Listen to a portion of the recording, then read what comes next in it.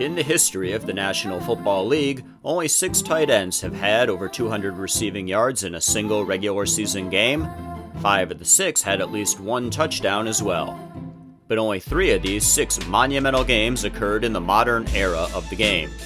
While we acknowledge the accomplishments of Jackie Smith, Pete Retzlaff, and Rich Castor, who hauled in passes for over 200 yards in 1963, 65, and 72 respectively, these are the Sports Fan Sports unstoppable tight end performances since the turn of the century. December 6th, 2020, the 6-5 Las Vegas Raiders lined up against the winless New York Jets. Having dropped 2 straight, the Raiders were looking to kickstart their stretch drive. The hapless Jets had no answers for tight end Darren Waller, as he and Derek Carr hooked up for 200 yards. Targeted 17 times, Waller pulled in 13 passes and averaged over 15 yards per catch. He didn't have a single drop and found the end zone for 2 of Carr's 3 touchdown passes on the day from 9 and 38 yards. Surprisingly, the 0-11 Jets did put up a fight, losing 31-28. But they got run around, over, and through by Waller. Carr connected with 8 receivers, but it was Waller who accounted for 52% of the Raiders' receiving yards. He was running free after the catch.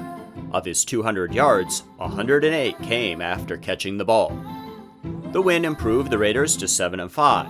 They dropped the next 3 games, won the finale, and finished 8-8. The Jets managed to win a few to avoid infamy, finishing 2-14. On the season, Waller caught 107 passes for 1,196 yards and 9 touchdowns and made the Pro Bowl. 2018 was a rough year for the San Francisco 49ers as they stumbled to a 4-12 record, but they certainly had a highlight day in a 20-14 win over the Denver Broncos on December 9th. Tight end George Kittle amassed 210 receiving yards and scored a touchdown. Coming in at 2-10, the 49ers played host to the 6-6 Broncos. After scoring on 2 field goals, Nick Mullins hit Kittle for an 85-yard catch-and-run touchdown to put the 49ers up 13-0. They never looked back, going on to win 20-14. Mullins threw for 332 yards and 2 touchdowns on 20 of 33 passing, connecting with 9 receivers. Kittle was the target for 9 passes. He pulled in 7 for a ridiculous average of 30 yards per catch. Yes, that was 30. 136 of his 200 yards came after the catch as he bulldozed the Broncos' secondary. He was credited with 2 broken tackles. His receiving yards accounted for 63% of his team's total. Kittle would finish the season with 88 receptions, 1,377 yards, 5 touchdowns, leading the 49ers in all 3 categories. He also made his first Pro Bowl in only his 2nd year in the NFL.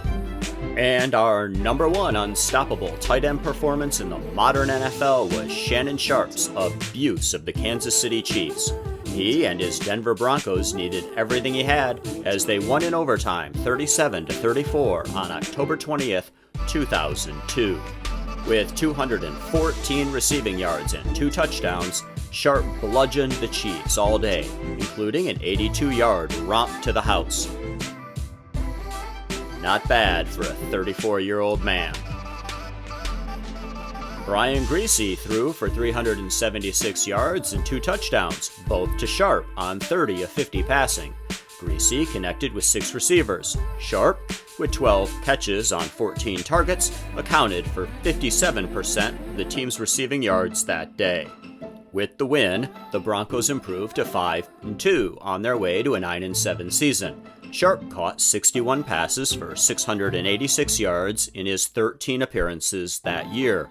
His destruction of the Chiefs was a case of an aging player showing that he still had some tread on the tire, as it came in the 13th of his storied 14-year career.